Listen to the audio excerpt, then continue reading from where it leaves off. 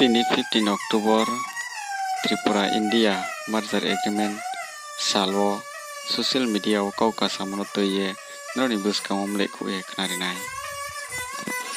Tinini sal angka Twiprasa Rao ni Sal Ksom sal. Laithangjak 72 BC sekang 1949 15 October salo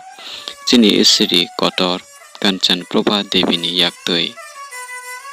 Chini Tripura haktorno safe security ronani bagai Bharat haktor by merger agreement klaika. Tomani hinke chini bubagra bir Bikram Kisur Maniko o hano yakar thangmani bagai Isri Kanchan Proba Devi chini hano naruk manliya angnaika hinoi Bharat by merger agreement maklaika. Aporoni simi chini Tripura haktor tongmani Tripura haste hinjaka India government Twiprasa dofa rokno safe security ronani bagai kok rokha piaba a agreement gulami agreement si ongsio India government chini manthai rulia jongno naikollia tebo phatarni borok rok hapna chengkha lag Bangladeshi habui chini dofarok butharjak baikha rape khaijak baikha omohai khlaigui chini dofa komorsok gani bukhak thangui tongma jorao hani sajuk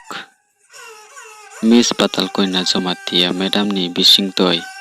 2014 ni 30 June go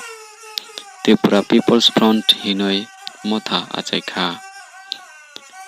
125 John by Press Club ko tai khorang tisa paikha nokphang tabukbu tongkho chini ha hingkhe chini si sason mangnai our land our right hanai Bangladeshi go back hanai khorang tisakha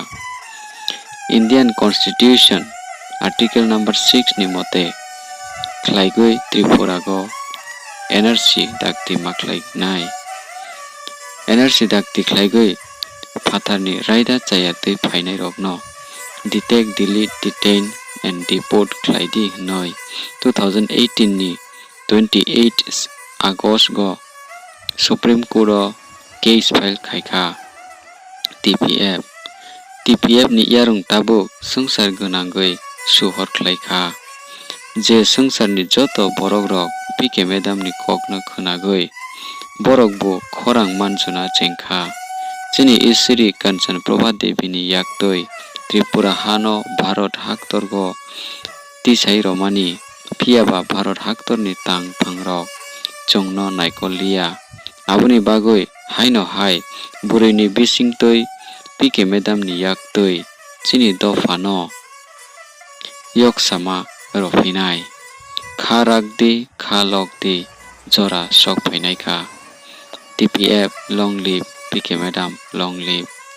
borok dofa long live our land our right